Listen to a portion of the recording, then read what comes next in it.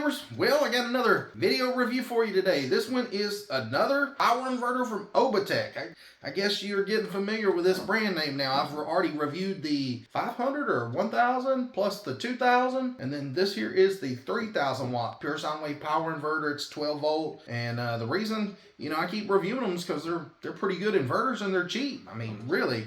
The prices on these things are amazing. I just got through reviewing the 2000, and I think it was $166 or $168 somewhere in there on Amazon. I'll put a link in the video description. If you go over and check out that video review, just check down in the description. You'll see I've got a link for it. And yeah, I just think it's one of the better built inverters on the market right now, just simply because of its all the features and the price. And we're going to go ahead and do a review on this one here today. But first things first, I'm just going to show you around the inverter and just go ahead and tell you a little bit about it. It's a steel case inverter. The front, the sides, and the back are all steel. The fit and finish on this inverter is really nice. The paint looks really good on it. There's nothing about it that screams, cheap Chinese inverter. You can see right here on the side of the case, you've got some venting right in here, and then you got some vents here on this end, and then you got two big old cooling fans. You've got these caps here that pop off. Takes me a second to get them pulled off, but you can see right there, it's an M6 bolt, and they actually give you a flat washer, a lot washer, and the nut. And like I said, the terminals on these are not cheap. Like I said a few weeks ago, I reviewed an inverter, and the terminals were just loose. There was a lot of slop down here, and so I can only imagine if you go to tighten them, over time, they're probably just going to get even more loose, and they could cause a fire or something. Moving on to this side, you've got not two, but you got four 15 amp AC receptacles right here, and it just gives you extra room. And I like that just simply because if you've got two up here, if you've got a 90-degree plug that plugs in, you've got room for the cord to hang down this way, and it gives you plenty enough room to plug in whatever the heck you want. So I like that. Plus, like I said, these are 15 amp. Let's say you need something a little bit heavier than the 15 amp. You've got this one terminal right here, and it's rated for 25 amps. That's pretty heavy duty. You can just hardwire it into the terminal right there. Now, right here, you've got a port for your remote wire, and it just plugs in right in there. And then this is your remote right there. We'll go over it in some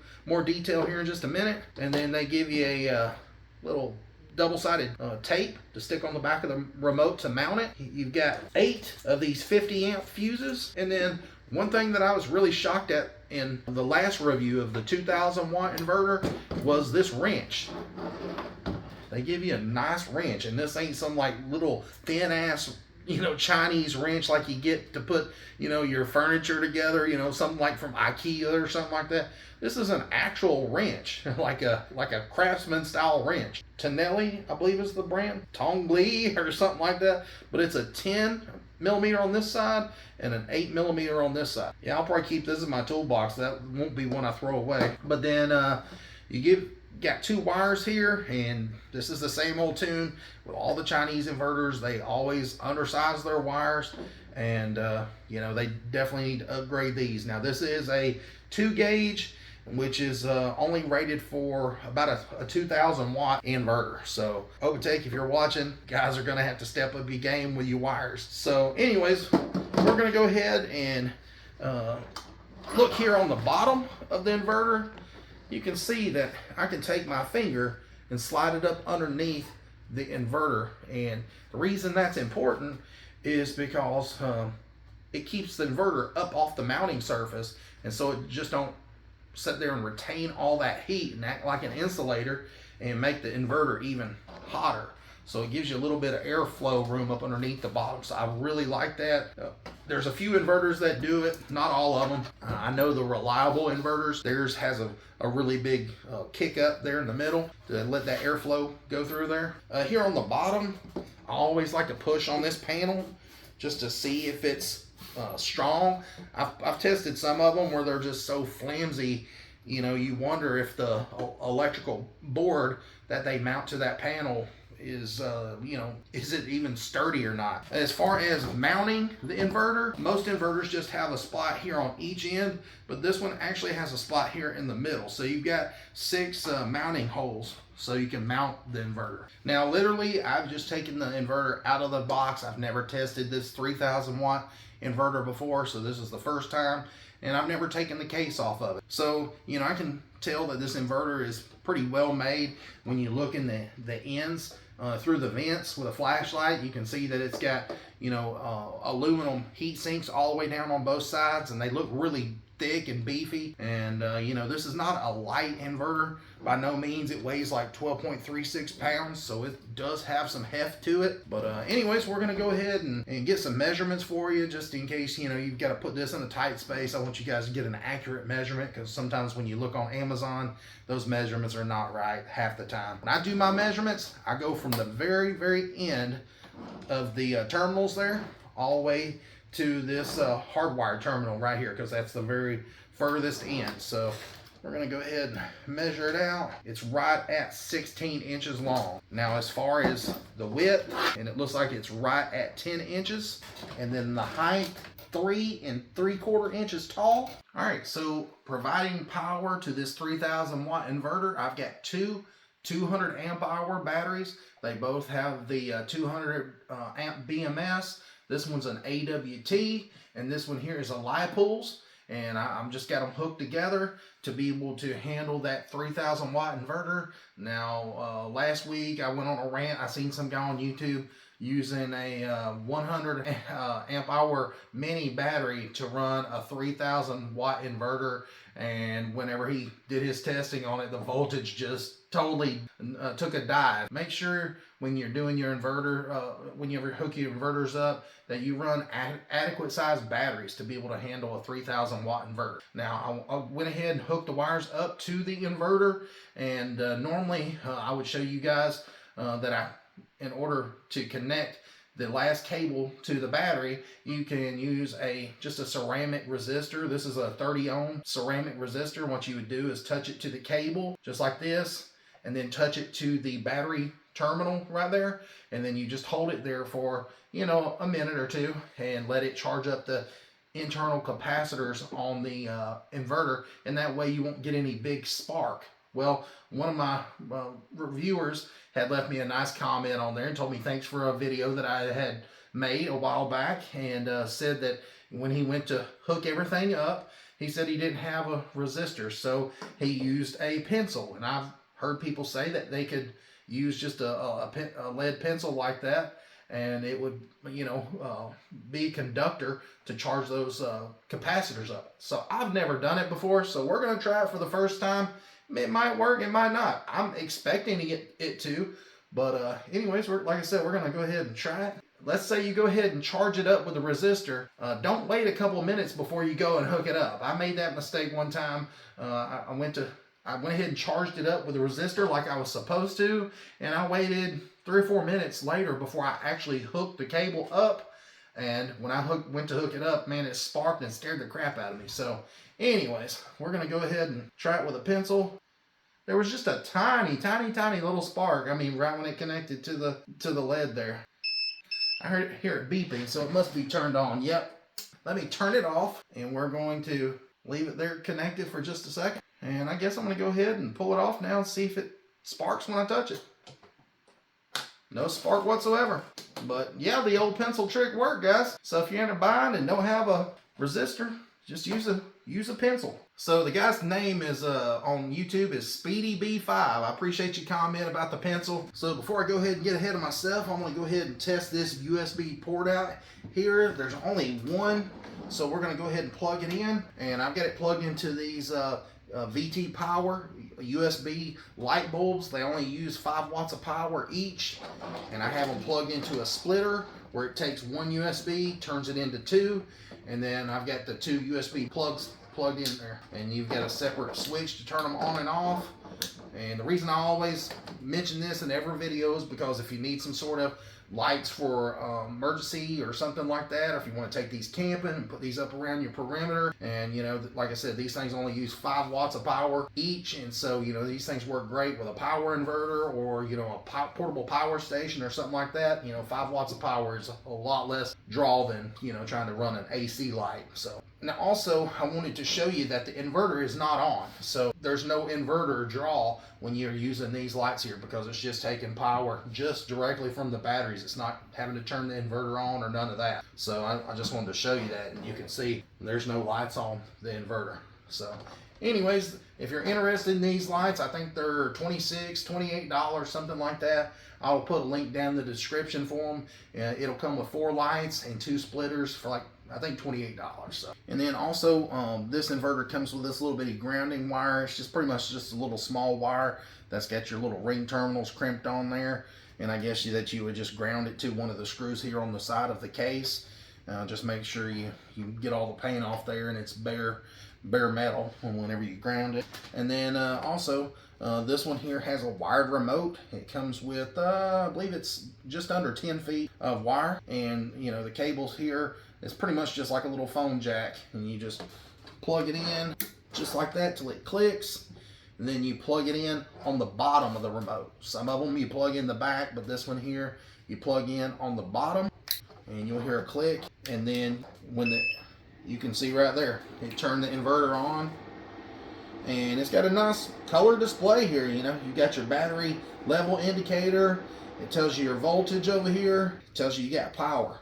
Now, is it accurate? Probably not. I just find that most of these are not very accurate, but you know, we'll see here in the testing here in a few minutes. But right here it says 13.7, here it says 13.6.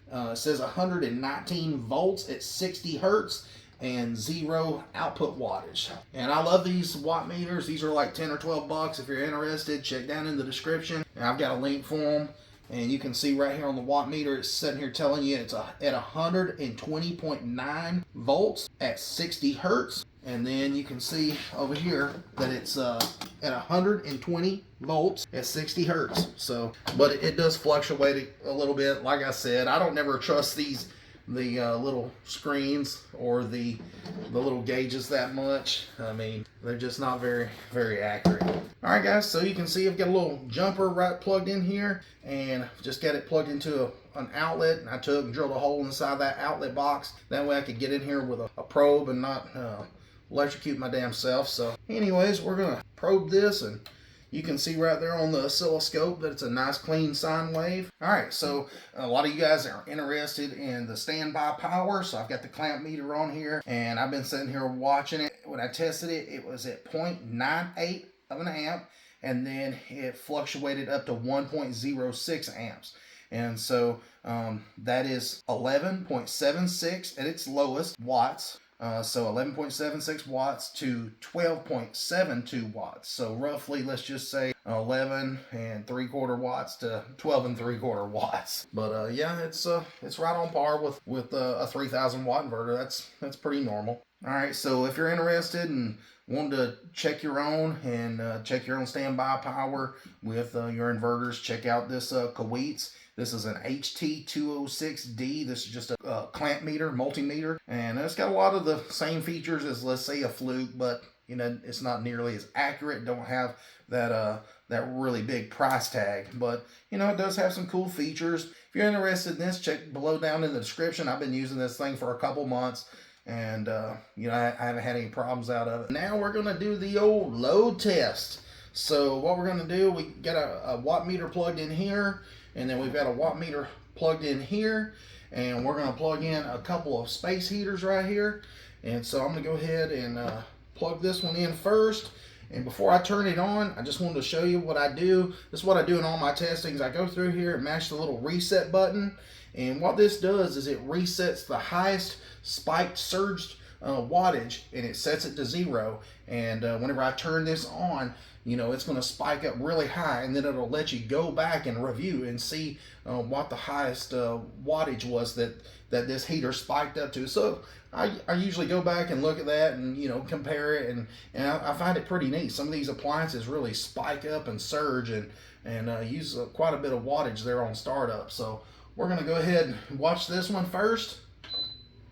It's on high, so right there it's 300, 400, 500, 700, 800, 9,000, 48,094, 1193, 1242, 1344, 1392, 1485, 1591, 1634, 1656.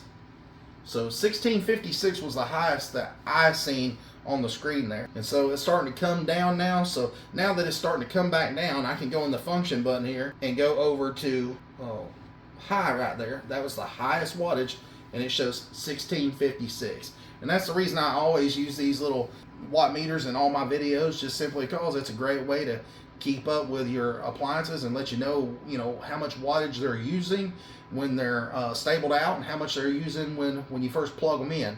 So if you're interested in these things, these are like $10 or $12 on Amazon. I'll put a link for the same one that I use in my description. I know when you get on Amazon, there's like 20 of the damn things, and they all look the same, but the one that I've got down below is these here that I use in my video. So appreciate if you check those out. So anyways, you can see once I get it switched back over here, you can see right now it's at 1458, 1456, and then we're going to test it over here. It says that it's using 1280 watts over here. So that's what I was telling you guys. I don't never trust this crap. None of them are right. So it's not a big deal to me. I just don't even use them. I like it when they make one of these power inverters and they don't even put the screen, because truthfully it just doesn't do anything. So I recommend, if you want to monitor your power inverter, just use a shunt. But anyways, I've let this thing run and it's at 1451. And so next we've got this other space heater. I'm going to go ahead and reset this, and I'm going to go ahead and plug this other space heater in there on the right up there. And I heard it beep, and you can see right there it's only using 0.9 watts of power, because it's not even turned on. The only thing it's using is that little red light. Sometimes it's a pain in the butt to get turned on. Up 1287, 13, 1365, 1390, 1400, 1445, 1460. Now it's starting to stabilize out. We can go back in here, and now you can see it went to 1463. That was the highest wattage recorded. So this one's at 1397. We'll just call that one 1400 watts. And this one's at 1350. That puts us at 2750 watts roughly. So we need probably about 250 watts. So let's see what we can find to jack that wattage up. Maybe a hair dryer or something like that. Guys, we keep a plethora of stuff that we use to test the different wattages, because sometimes you run into this problem. You need something that's 250 watts to make it up to that 3,000 watt mark. I'll go ahead and tell you guys, these wires are hot as hell. I've got a little jumper wire here. I'm just going to plug this hair dryer in, and I'm just going to put it on just the fan. I'm not even going to turn it on heat, just because I don't want to catch the house on fire. And plus, I don't want to blow the watt meter up. They're only rated for about 1,800 watts. So that's what I said. I'm going to keep it on the low fan setting on the hair dryer. And I'm going to have to unplug this for just a second to get it plugged in.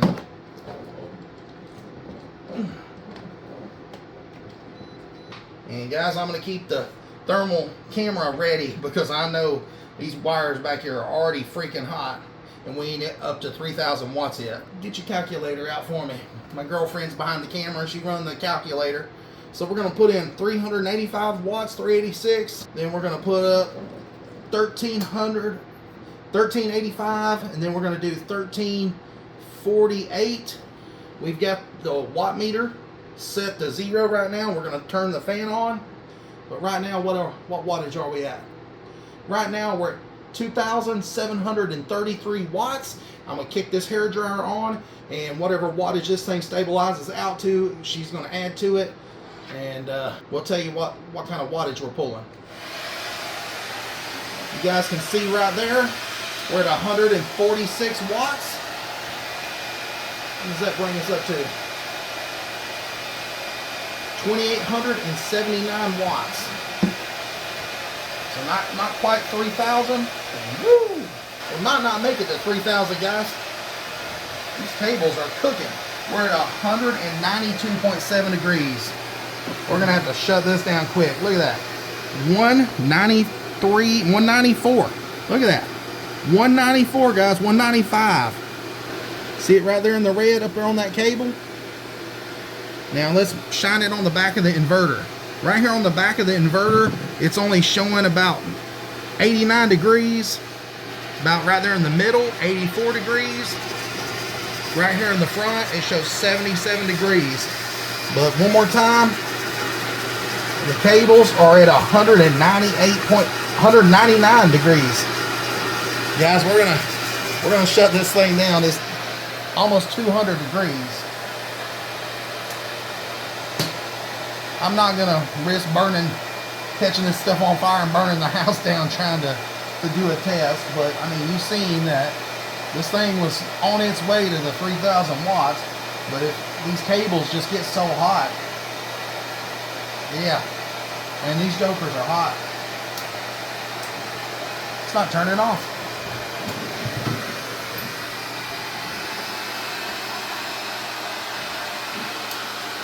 The damn thing ain't turning off. Man, that scared the crap out of me. Really, that scared me to death. Let's see. Maybe I didn't mash it hard enough or something. I'm going to turn it back on. I mean,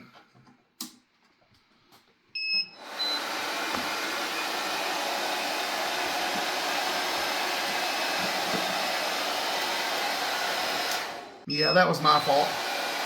I forgot to turn it off with a remote, because when it's set to off, you have to turn it on and off with a remote.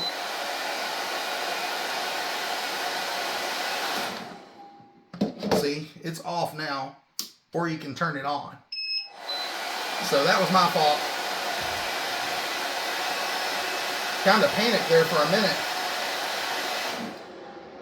And anyways, I kind of panicked there for a minute because those wires was at 190 something degrees, almost 200 degrees. But I just wanted you guys to hear. Man, the fans are going. They're nice and quiet. You know, the inverter seems to run good. I mean, I don't have any problems at all with this inverter. It's just those damn wires. They just get so freaking hot. It shows right there 157 degrees on the wires. 164, 162. Yeah, the temperature is going down on the wires, you know, just instantly. As soon as I turn them off, it shows right there 122 degrees. Man, them wires are hot, guys. So I gotta say, you know, we got all the way up to, you know, 2,879 watts. So we were, you know, close to 2,900 watts. So another 100 watts to go, and we'd have been at our 3,000 watt mark. So that's as close as I could get. That's as close as I could safely get with these cables. And so, you know, I don't have any kind of disconnect switch or anything wired up. So if something happened, and that's why I was getting kind of panicky, because I was like, shit, this thing won't turn off. But anyways, I got it all turned off, and nothing caught on fire, so that's good. But as far as the inverter goes, I'm very happy with these inverters. All the Oubotek inverters that I've tested, which is to be the third one now, they've all done good. They're able to power up the wattage that they say that they will. The only problem is the cables. So if you're interested in the Oubotek inverter, make sure you switch out the cables. And you know, the ones that I recommend is the 1/0 New Concepts cable. I just prefer those. They've got a high strand count of oxygen-free copper, and it's tinned and all that. And so, you know, they're good for about 3,500 watt inverters. So that's why I always use those. So anyways, I appreciate you guys watching. If there's something you've seen in this video that you would like to, you know, use yourself, like the thermal camera, check it out. I'll put it in the link in the description. These things are around 300 bucks. They're kind of pricey, but you know, they work really well. And like I said, the watt meters are around $10-12. Those USB lights and you know, the clamp meter, they're pretty inexpensive. But anyways, until next time, guys, thanks for watching, and make sure you like and subscribe to my channel. See ya.